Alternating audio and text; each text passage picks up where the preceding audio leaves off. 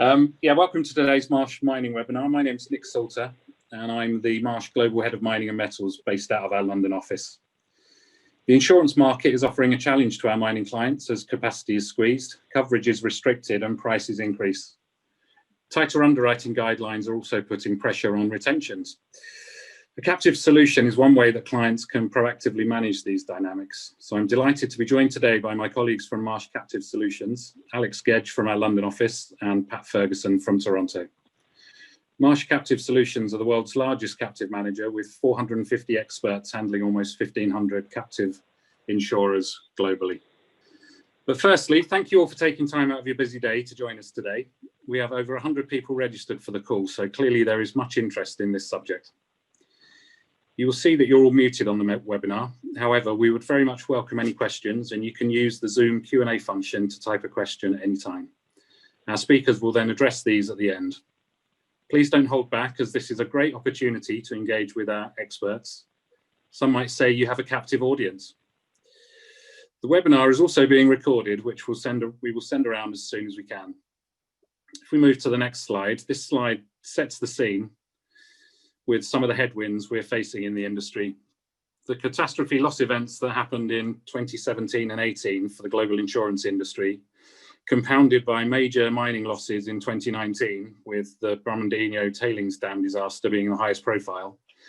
These have shone a spotlight on the unprofitability of the insurance industry after a 10-year soft market cycle. That cycle was characterized by cheap capacity, which essentially meant that it was more cost effective to buy insurance directly in the market than it was to set up a captive. One characteristic of the hardening market cycle is the increased cost of capacity. There are several factors influencing this, but for mining, a large driver is management focus on underwriter accountability. This scrutiny has seen a retraction in capacity committed, which in simple terms means your broker has to utilize more expensive markets to fill those gaps. Accountability also drives a restriction in coverage offered and pressure from underwriters on retention levels. This will become even more marked should commodity prices maintain their current upwards trajectory. A huge positive for the mining industry, but an increased exposure for the insurance industry. A captive solution is a way for our clients to proactively manage these market pressures and to own the interaction with the market. I'll now hand over to Pat and first of all Alex to give you an introduction to captives, talk about the additional benefits they can offer and the basics that you need to know in order to set one up. Over to you, Alex. Thank you very much. Hi everyone, nice to speak to you all. My name's Alex. I work in our international practice based in London as well. And I'm just going to talk you through what a captive is, why you'd set one up and some of those considerations. So let's start with a quick one. What is a captive? So a captive is a licensed insurance or reinsurance company, typically owned by a non-insurance company. Traditionally, its job is to insure or reinsure the risks of its parent and its subsidiaries or affiliated companies as well. So what this is in practice is it's a fully licensed and it's a fully regulated insurance subsidiary of your entity, and it will be based in a captive domicile. So that's the location where there is actually specific local captive legislation and kind of sufficient expertise, sufficient service providers, so your captive managers, your legal people, your accountants, etc. And that's where you've decided as an organisation to take on a bit more risk and retain it in a formalised vehicle. So a kind of example structure is there. So as you can see there, you've got your typical parent company and then the operating subsidiaries. All of those are insured through the wholly owned captive insurance. So each of those subsidiaries are paying a bit of premium into that entity, which is in turn offering coverage to each of those. Ultimately, when it does well, good claims rebates coming out, paying out dividends to the parent company who is injecting a bit of capital. So hopefully you can follow all of those pictures there. So we'll move on to the next slide and we'll start talking about what different types of captive there are. So there's a few different types of captive structure. All of them have kind of different pros and cons depending upon the needs of the business. So if we start with this one here, there's your most common one, which is a single parent captive. So as you can see here, that is, as we mentioned above, a fully operational, fully insurable legal subsidiary of your parent company there. The picture here shows a slightly different structure, and that's where you've got the ultimate insured at the top, and then policies issued by a fronting insurer. So the reason for that is that in a lot of cases, then insurance has to be issued in the country of origin. So if I take the UK as an example, we would have to have third-party motor insurance or employer's liability would have to get written in the UK by a UK licensed insurer. It doesn't mean a captive can't participate on these layers. The way we do this is we operate in partnership with an insurance company. They issue the policies, for example, those ones in the UK. Then that can be 100% reinsured to our captive vehicle there, which is that third picture down. They will then take on the part of the risk that's desirable. That's the bit that makes the most sense, the kind of profitable bit, the bit that is useful. And then any risk that you don't want to take within the business can be transferred out to the reinsurance market or to the insurance market yourself there. So that's kind of your most typical one. But if we move on to the next one there is a protected cell company. You might also know that as a renter captive is another well-known version of that, or a segregated cell company or an incorporated cell company. They're similar structures there.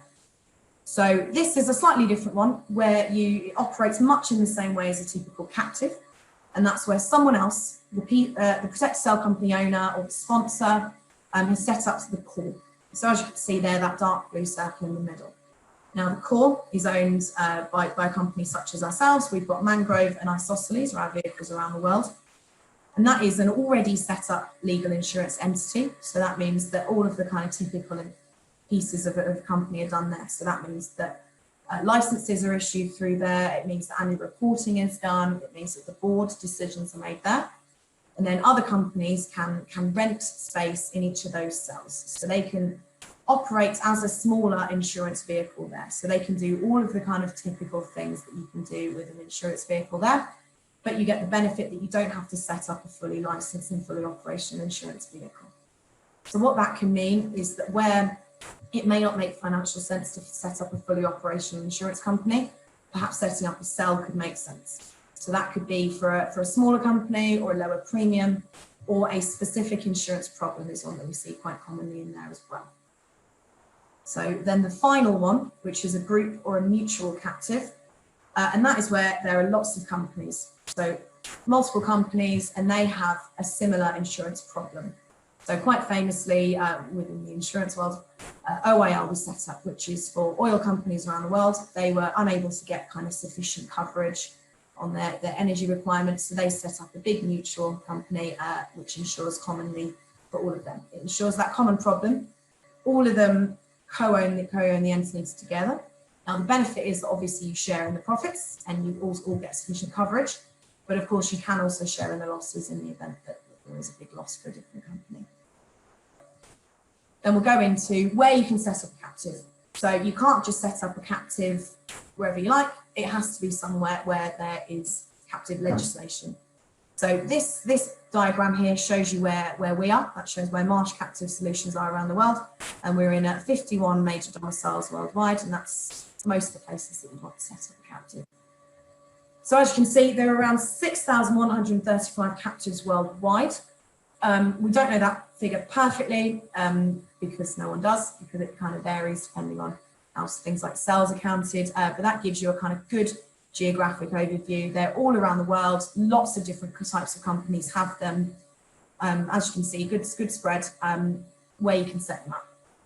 Now, there's a different reasons for going to each of these different domiciles. So, for example, it might be to do with geography. So really simply, if you look at the specific area in which you work. So for example, for a US company, it may make more sense to focus on US specific domiciles than setting up somewhere else. And that can be for practical reasons like being on the right time zone or getting in and out of the domicile for board meetings, and other more complex reasons like kind of accounting legislation, tax descriptions, and all of those things, which we won't go into today. But those are kind of different reasons why you go into them. Typically, where you've already got an office as well can make sense again for good governance and good sensible reasons there. So if I look there, then there's kind of two different main types of captive domicile, one of which is onshore captives and one of which is offshore captives. Now, there are lots of kind of different nuances of each of those, but if we take Europe as an example, typically, you'd say your onshore ones are ones that are typically based within the EU. So your Dublins, Luxembourg, Malta, Sweden, just as examples. And then if you look at offshore locations, for example, Guernsey or the Isle of Man. And again, there'll be different reasons for going into each one of those. But these are all the kind of options available. And what we typically do with any client is we'll look at where makes the most sense for you, kind of based on financials, based on kind of government's decisions, but also based on practicalities as well. So if we go on to the next slide, why would you set up a captive? That is an important question. So why it might actually be useful or may not be useful for you. So there are three kind of main schools of thought on this. So first is your financial decisions. Secondly, there's the really important strategic piece when you're looking at your entire insurance program. And then finally, there's the operational benefits as well. So if we start with the financial, then ultimately what you want to do is reduce your total cost of risk or perhaps capture underwriting profit within your company. So if you've been running an insurance program for many years, it might be that you've had a really good claims history, not made many claims, in which case then actually some of that underwriting profit you could retain yourselves in your own vehicle. So that means you can reduce kind of the outgoing costs to the business out to all the different areas. So you can kind of keep that rather than transferring it out to third-party insurers. The second one, which is a really important one, which is what Nick alluded to earlier in the presentation, is talking about actually how the insurance market is at the moment. So giving you firstly a little bit of certainty about premiums. We're talking to companies at the moment and they're having big, huge increases or very difficult renewals, or even in some capacity being reduced altogether. So captive can perhaps assist with taking a bit of the pressure off the commercial market because some of it can be written through your captive. And it also means you can kind of smooth rate increases because they're not being as heavily dictated. And then the final one is accessing the reinsurance market. So you can increase your captive retention to access additional capacity. That can be a really, really important one in terms of transferring risk from the company, retaining what you want to, but actually making sure that you're not putting your company up against too much risk, which could disrupt your day-to-day working. So for example, some insurances, there's not a huge appetite for in the direct market. In the reinsurance market, there might be more capacity or more scope or different players to which you can access because you have your own insurance vehicle. So all of these come up with some really, really good financial benefits to actually setting up and actually saving companies some really important premiums and things in difficult times with fluctuation of commodities and fluctuating insurance prices as well. So thinking about our mining clients, are there any particular benefits that we should highlight for them? Absolutely, yeah. I think Pat might be able to take this one well. Yeah, sure. So, a lot of times when you think about mining clients, they have unique risk profiles. So in addition to standard risks such as property, business interruption, you're also looking at other risks such as terrorism, tailings, which might be much more difficult to obtain insurance in the marketplace. And a captive, because it is your own self-insurance vehicle, can provide that impetus or vehicle to provide the insurance you can't get in the marketplace. So if you think about a lot of clients in the mining companies, they're looking at captives as a way to find that bespoke risk policy, but also they're looking at getting into them from a financial underwriting perspective. As you see a hard market and as you see rates increasing and capacity decreasing, clients are looking at a captive insurance vehicle, as Alex was saying, around financial benefits to really reduce that overall cost of risk, increase retentions, and then over time, that additional flexibility they can get by having the captive insurance company set up allows them to look at some of the unique risks that we see in the mining industry. Fantastic, thanks, Pat. Yeah, absolutely, really important point there specific to mining companies, and we'll into that, we kind of look at the kind of strategic benefits as well. So particularly things like that control over the insurance program, which is kind of what Pat and Nick were talking about there, and kind of giving a good bit of claims management. It gives a good centralized fund, particularly when there's multiple mines or multiple subsidiaries. You can insulate those subsidiaries from undesirable levels of retained risk. So for example, as an ultimate group, you could probably afford a kind of larger deductible. You can afford to take on a little bit more risk. It's a profitable industry, but some of those kind of smaller subsidiaries need to be shielded against a large loss or a large risk. That's where, as a group, you can take that larger deductible and then issue a kind of deductible infill policy via your captive, which means that all of those nice subsidiaries are covered. It means that they can continue with their day-to-day business, And actually, in the event of a claim, they can kind of get back up and running very quickly through an insurance payout. But it does mean that you get a more kind of efficient total program.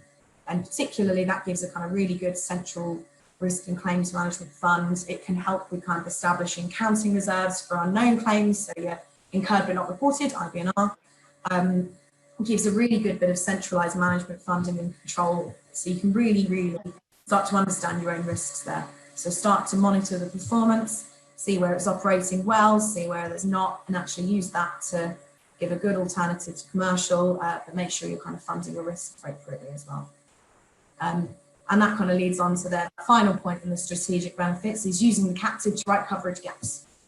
So where, for example, there might be gaps in wordings between multiple lines of business, or where it might be that actually the market is too expensive, or you're not happy with the scope of cover, you'd like it to be a little bit more broad, then the captive can step in those scenarios and write those pieces. So one of the things that we used to get when cyber was still very emerging, which you'd often find there could be a gap between cyber cover, which could exclude property damage, and equally property policies were having a gap for no property damage as a result of a cyber attack. So for example, that's the kind of gap where between the two wordings it could be written through the captive. So that was kind of where it was more new and traditional coverage. And then the final ones, we've kind of alluded to those already, which is the operational benefits. So data and analytics. In today's world, we know data is so critical to businesses, and actually using that well, particularly really good underwriting data, particularly really good understanding of your risk profiles across a really big multifaceted company. If it all can be sat through the captive, then you can use that to kind of enhance your own underwriting data, and really importantly, enhance management information as well.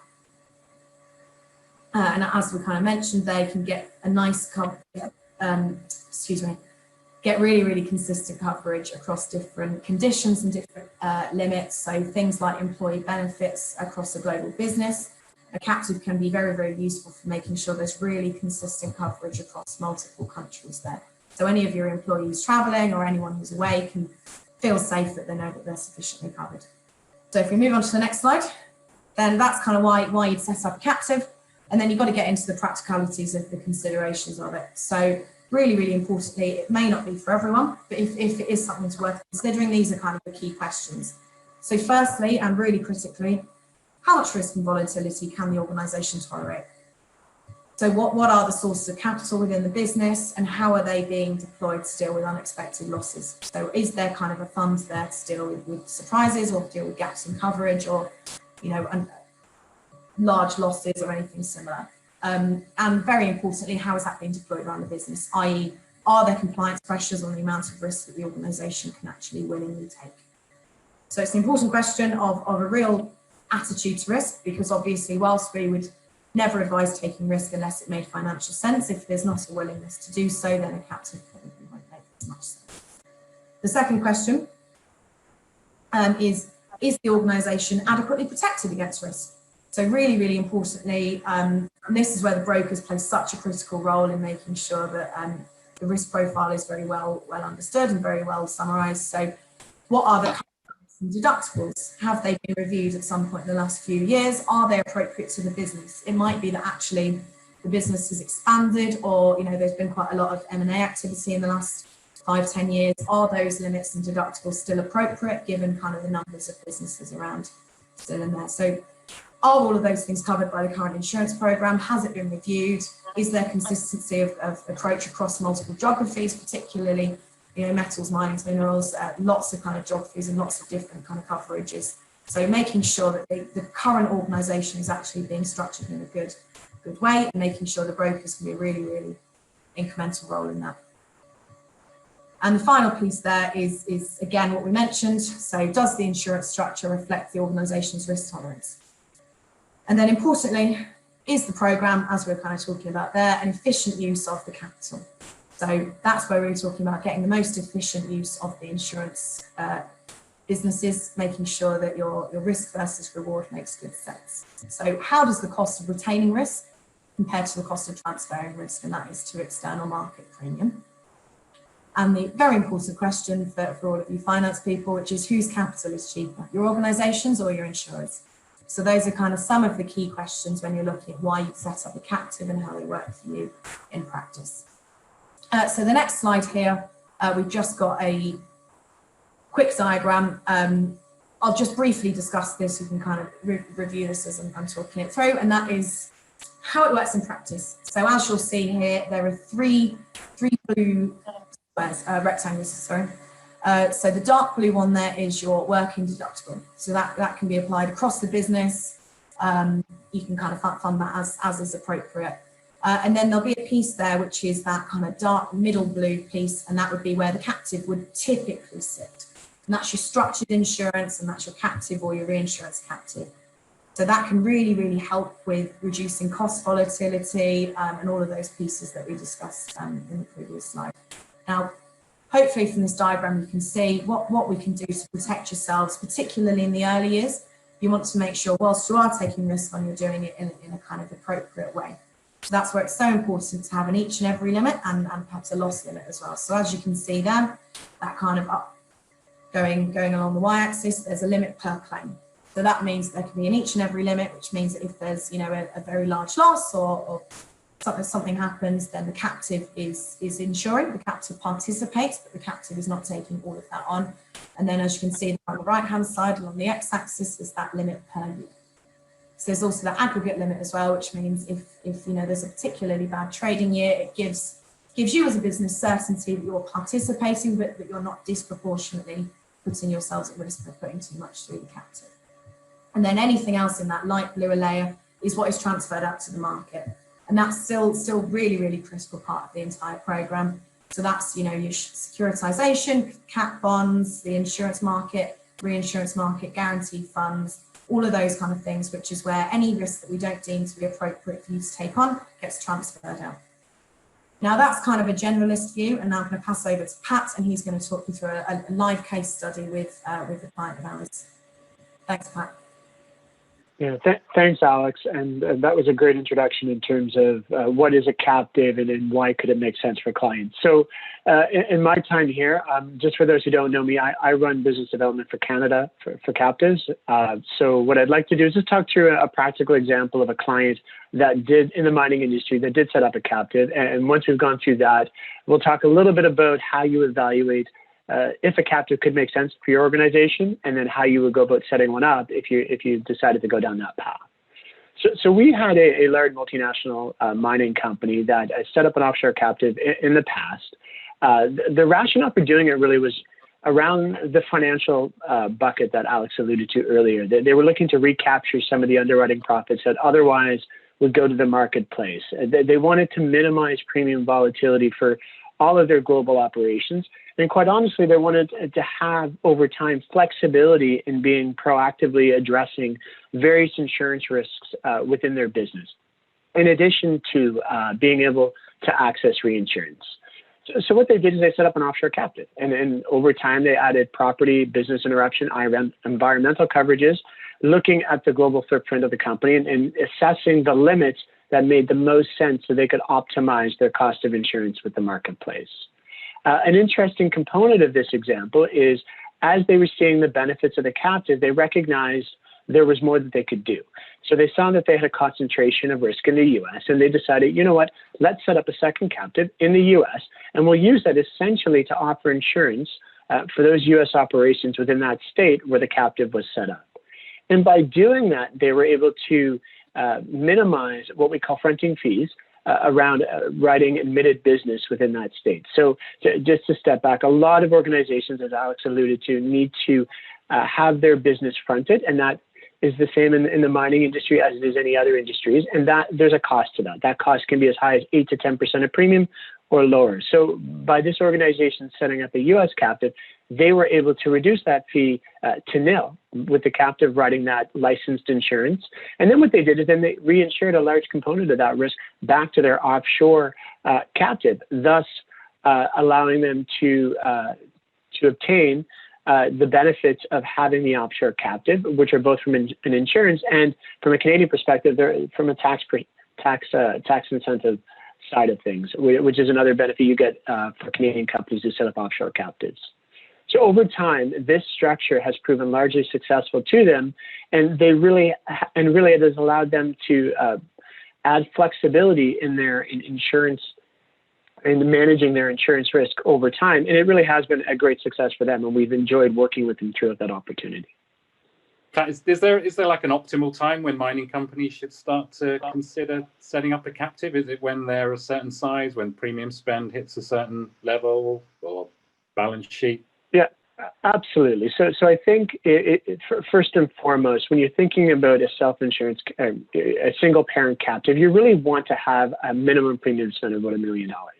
Why? Because at the end of the day, the economics, which I'll talk about in a second, of running a captive insurance company only start to make meaningful material sense at that premium level. What we'd like to see, though, is as the market is evolving, and as we're seeing now in today's marketplace, as we've noted with capacity being a challenge and rates going up, the optimal time really is to start assessing, could a captive make sense well in advance of your upcoming renewal? So whether that might be property, BI, liability, or whatever your large renewal that's coming up, step back, make sure you're a good 3 to 6 months from renewal, and engage with our colleagues, and then begin the conversation around, could a captive insurance company make sense? That will allow us enough time to work through not only the feasibility approach, which we'll talk about in a second, but also to the extent that a captive could make sense and reduce your overall cost of risk, it will allow us to get that set up well before renewal, and will also allow us then to get the optimal insurance covers and limits that make the most sense for your mining organization. So if we think about the idea of, could a captive make sense for my mining company, we really encourage our clients to look at a feasibility study. And the objective of the study is really just to evaluate in holistic terms, could a captive insurance vehicle, or frankly, any other alternative risk vehicle, make sense for your organization? And when we do that, we're not just looking at solely the economic benefits, we're looking at structuring, we're looking at domicile, and we're really looking at the overall footprint of risk that your organization has and assessing, could a captive make sense? Typical time frame for that type of process is typically 8 to 12 weeks, and it really involves 6 steps. First is the initial leadership, what we like to refer to as a leadership discussion, but really setting the scene. So we sit down with you, we talk about how much risk do you want to retain as an organization? What is the availability for capital to put into a captive? Because you do need to capitalize your insurance company at the onset. Talk about the overall strategy. Where are the pressure points? What type of risks are you really feeling could be an issue going forward? And we take all that information, and then we're able to really go to our analytics and our actuarial group and have them model specific limits, risks that you may think about putting in a captive, and come back to us and say, look, from our perspective, these are the most optimal limits and risks that you should put in your captive. Once that's done, we can then put that into our captive solution feasibility model and really generate results and present to you results that can show at these specific model limits and retentions, whether it's property or something else, a captive will save you X amount of dollars over self-insurance, over commercial insurance, over a 5-year period. And really, we can go through that and put that together in a way that then allows us to go to step 4 and say, okay, we see the economic benefit. Now, where does it make the most benefit? Is it onshore? Is it offshore? Where's the concentration of risk? Is it in the EU? Is it Asia? Is it US or other? And really look at an optimal structure. And that really ties us into where we come to a final report in steps 5 and 6, where we sit down and we go through all of these financial benefits, all of these domicile benefits, and pros and cons. We look at structuring. Does it need to be a fronted policy? Could it be written directly from your captive? Do you want a 1 captive structure, or is it 2 captive structure? What would make the most sense? What are the costs of doing this? What are the costs to run it going forward? And then at the end of the day, we come back to a recommendation that says, yes, we think a captive could make sense for your organization for the following risks at the following limits, based on the information that was provided, not only by yourself, but by our Marsh brokerage team. And here is how we think you should move forward. And we have various discussions and checkpoints along the way with you as we assess, could the captive make sense? So if we go through the first process and the decision is made that, yes, we think that a captive does make sense, then we need to look at setting it up. And the typical incorporation or implementation timeline for a captive can be as much as six months or as little as 8 to 10 weeks. Really what it comes down to is what domicile are you looking at? And some domiciles have longer lead times from a regulatory approval perspective than others, and others you can get it done a bit quicker. But essentially the steps are generally the same. You're going to meet with the regulator, select your service providers, and socialize what you're doing relative to setting up your captive insurance company. At that point, taking into account the feasibility study that was performed, you're going to develop the business plan, the financial projections. You're going to develop the various policies that need to attach to that business plan, such as an investment policy. You're going to do the know your client information and provide the ultimate beneficial ownership. You're going to look at your board of directors structure and officers and set up how you want the mind and management to work. And our group will work with you to make that happen. At that point, you have the ability to submit the insurance license application into the regulator, and at which point you're going to wait to receive that approval. And in some domiciles, you will simply receive the license and you can move forward to hold the organizational meetings and get going. And other domiciles, you're going to receive a preliminary approval, which requires you then to incorporate your captive insurance company, do the meetings, capitalize, at which point in time the regulator will come back to you with a final approval. But in either case, once you get that final approval and that license, you're open for business. You have the ability to set up your bank accounts, hold the meetings to essentially approve the insurance business that you want to write and move forward. What I would also say is, while we're doing this process, there's a parallel track that we also look at. We work very closely with our brokerage colleagues and say this to really optimize and set up the insurance side of the business. And that could be engaging fronting insurers. That could be making sure policies are put in place well in advance. That could be making sure that the excess insurance that sits above your captive is integrated as it should be, so that when you get to the point of your renewal and your captive is set up, it's really, you're good to go. The last point I might make just in general, when we think about captives and for mining, is you really want to look at 1 to 3 risks to begin the captive journey. It's the classic walk before you run. We see the best success from our clients when they look at 1 or 2 or 3 risks. In fact, it might be terrorism, it might be tailings, it could be property. And they start the captive with those small scope of risks that we've looked at the feasibility study. And then over time, as they get comfortable with the concept and they see that benefit as a long-term risk financing vehicle, they can then add various risks and increase that flexibility. So what we do here at Marsh is we have a benchmarking report, and this report is done annually. And what it allows us to do is it allows us to look at all the captives set up by industry, and really allows us to get a great snapshot as to where are mining companies setting up captives, how many do we have, and what type of risks are they writing. So if you look at the mining industry and the captives we manage, we currently manage $613 million in premiums and $2 billion in capital and surplus. From our overall global footprint, mining makes up about 3% of the captives that we manage. Generally speaking, you see them set up in Singapore for Asian Pacific risks. Bermuda tends to be a lot of US, UK companies, and then also onshore in Vermont, Barbados, and Sweden. Main risks, all risks, what we mean by all risks is property. So that's really where you're looking at property and BI. And as you can see, that is by far the most common risk within these captives. But then you see some others: workers' comp, liability, terrorism, as I mentioned before, cargo. And then there's this whole emerging and growth areas that we're starting to see. Cyber is a big one, as Alex had alluded to before. Environmental, which we saw in the case study.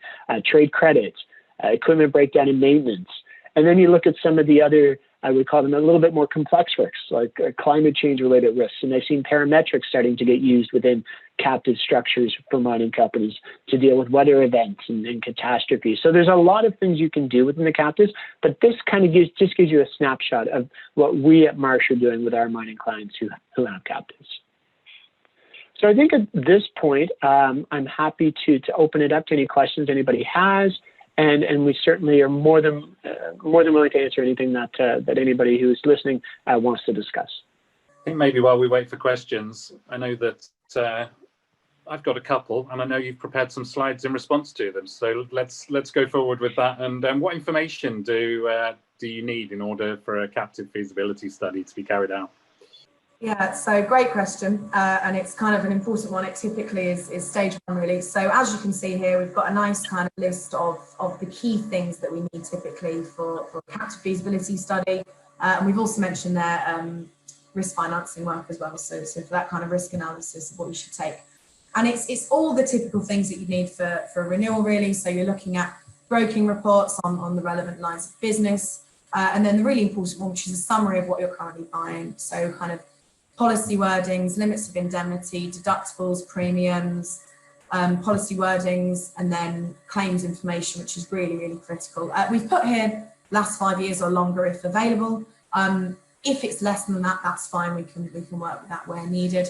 And then other things like information about the business. So your premium allocations, where the key risks are, key exposures. So again, you know, key mines in some cases for metals mining companies.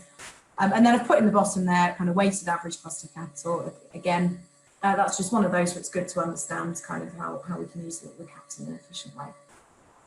More practicalities, and moving on to your next slide, what's involved in running a captive? Yeah, again, great question. Pat, do you want to run with that? Using the case study perhaps as a live example, this kind of outlines them, doesn't it? Yeah, sure. So when you think about a captive, mine and management is very important. So certainly you're going to be setting up a board of directors. We would work with you in terms of how we structure that between representatives from your organization and representatives who are domiciled or resident in your domicile of choice. And then from there, that board of directors, either through committees or in and of itself, are going to deal with a variety of tasks. Underwriting, you're going to be looking at policy language, you're going to be looking at strategy, timelines, whether reinsurance is needed. You're going to be looking to ensure that whatever you're writing is consistent with the license that the domicile where you're located has issued. And you're going to look at applications for coverage, whether that's new coverage or changes to existing coverage within the captive. From an overall governance and regulation, you tend to have to participate in at least 1 to 3 meetings per year. In a lot of cases, from a mine and management and economic substance perspective, we like to see that the board of directors meet in the domicile where the captive is located. We like to see that board of directors meet before any renewals that the captive insurance company is participating within, so that it's very clear that the board of directors is authorizing the insurance renewal that's taking forth. Certainly in the EU, the Solvency II suite of policies is very important, and that is something the board is responsible for oversight from that. And in some cases, you may want an independent director, both from a mine and management perspective. We see that sometimes with Canadian companies who set up in, whether it's Bermuda, Cayman, or Barbados, they may want an independent director to achieve mine and management and majority board of directors in that domicile of choice. And then from a finance and investment perspective, you're looking at actuarial reports, you're looking at monthly, quarterly financial reports, investment policies, and then really just looking at capital management. And then as a board of directors, you're kind of assessing whatever relevant tax issues might exist in the domicile of choice. And in terms of how much does this cost, it can vary. It really depends on your domicile of choice, how much you might necessarily need to pay on an annual basis. For a lot of Canadian companies and even U.S. companies looking to set up captives, I can say that generally speaking, the annual cost to run a captive is all in between $150,000 to $250,000 US, depending on the level of insurance that you're writing, and also certainly the level of involvement that you're having and the level of service or the service providers that you're selecting. I don't know, Alex, if you have any thoughts when you think about Europe and Asia in terms of captive costs. Yeah, so they vary kind of hugely, really. If you look at minimum capital somewhere like a Guernsey, then you're talking about £100,000. If you're looking at an onshore Solvency II jurisdiction, then you're talking in the low millions. So you might have a kind of 3.2 million. So they vary hugely, and obviously that's just minimum capital requirements there. But those are kind of a good place to start. We've had a few questions come up in the Q&A. So the first one, what is the impact of the OECD / domestic country substance requirements? So for example, Barbados, on the viability of captive structures and the cost to sustain. So that's a great question. So I'll answer that, and then I think Pat might add some comments there. So really simply, we've done quite a lot of work on the OECD stuff. So that's BEPS, which is base erosion and profit shifting work. So that was a 15-point plan about global tax movements around the world, some of which involved captives. So our three elements were substance, governance, and transfer pricing. So one of the big things that we have to do is make sure that the premiums going into captives are appropriate, and make sure that they're kind of relevant for the size of the risk and the levels of risk coming in. So quite simply, it can mean that there needs to be some actuarial work done, or it needs to be a benchmarking work, but it's stuff that we kind of build into the pricing of managing captives. Pat, would you kind of agree with that? Yeah, I would. And the other piece of it is, if you think of Barbados, there's economic substance legislation that's out there. And really what it's saying is, look, at the end of the day, the key decisions around your captive need to be made on island. So as I mentioned previously, the board of directors should be meeting on island, but it doesn't necessarily say that you need to have employees on the ground in Barbados. You can still hire a captive manager such as Marsh to manage the day-to-day affairs. What they're looking for is seeing that the substantive tasks to manage your captive and then the key decisions are made on island. So it's just from our perspective, it's first of all, it's making our clients aware that these regulations are out there, and then working with them to find the right solutions. But we haven't seen anything where we would say that it's changing the viability of a captive. It's merely just clarifying, I think, some common questions clients have around how captives are run. Yeah, and then we've had a question there which kind of follows on from that. So who states the premium that you need to pay for the risk that's put in the captive? And what happens if there's a claim higher than the premium in the first 5 years? So if we take the first bit of that question, which is who states the premium, as we kind of just mentioned there, one of the big parts of making sure that it is a fully operational bona fide insurance company is making sure that you're paying a premium that's appropriate to your level of risk. So that's where, again, the brokers are an absolutely critical, instrumental part in this, because we can get a good kind of indication and benchmarking from the market of what kind of the prices are that you're paying at the moment. In some cases as well, you want to get a full actuarial report, and they will derive a price based on your level of risk.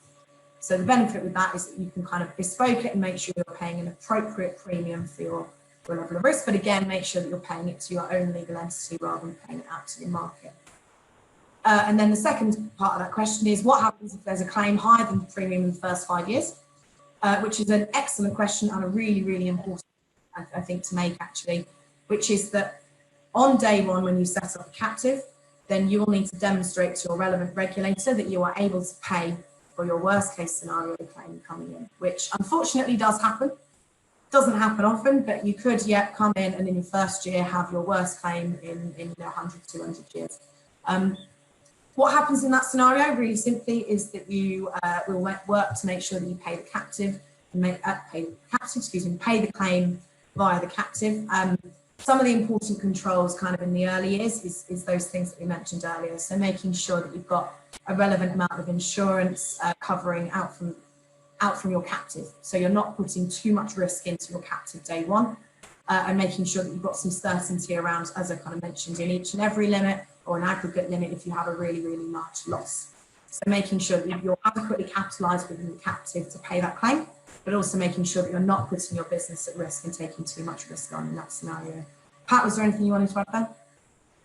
No, I would only say that as we go through the modeling exercise, a lot of times for the feasibility, what we do is we get our actuaries or analytics team to really model losses at different confidence levels. And what we tell clients is, look, we think the expected loss is a certain number, but we think that there's an adverse scenario where at an 80th confidence level, or basically a low probability this loss is going to happen, maybe 1 in 20 years.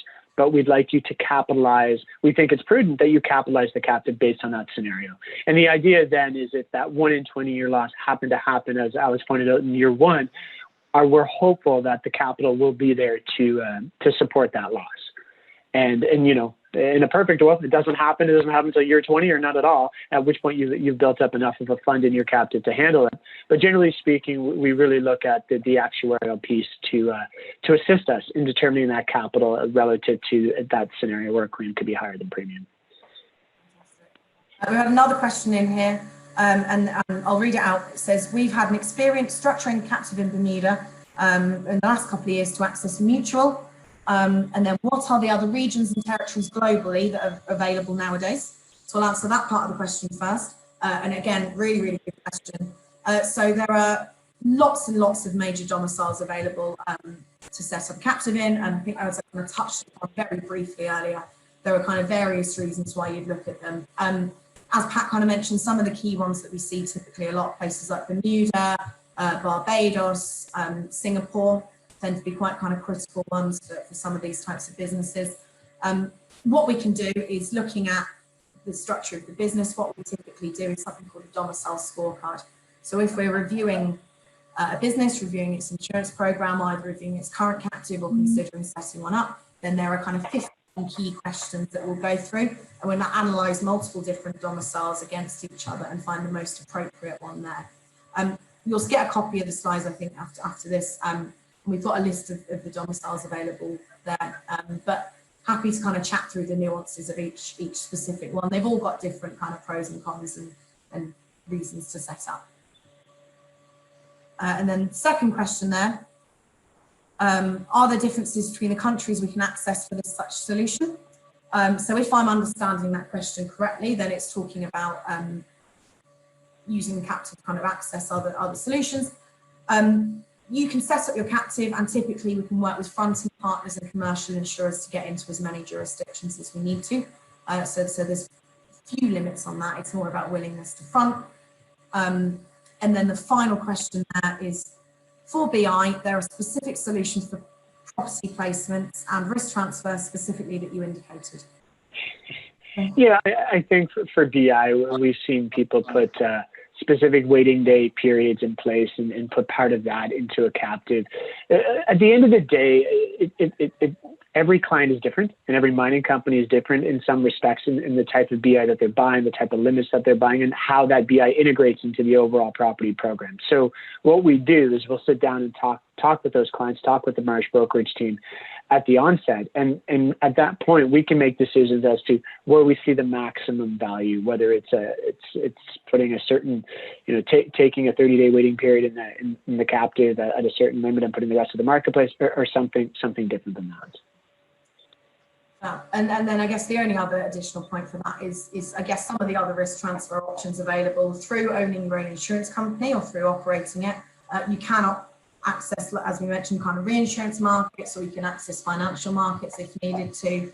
So things like ILS markets or accessing Pool Re, which is a kind of UK-based terrorism team, and similar things like that. So there's additional services that can be offered just by having your own insurance vehicle. First of all, we'll thank our two experts, Alex and Pat, for their time today. As you can tell, they really do know their stuff. And we hope you found it of interest. It's definitely a very interesting solution that's becoming more and more attractive in the market as it develops. So if you want more information, just speak to your usual Marsh contact.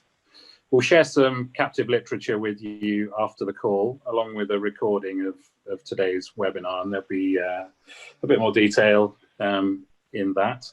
You can also revisit the webinar or even share it with your colleagues if there's interest there. And of course, thank you all for your time today. We know time is precious, and we hope you found it informative, helpful, and interesting.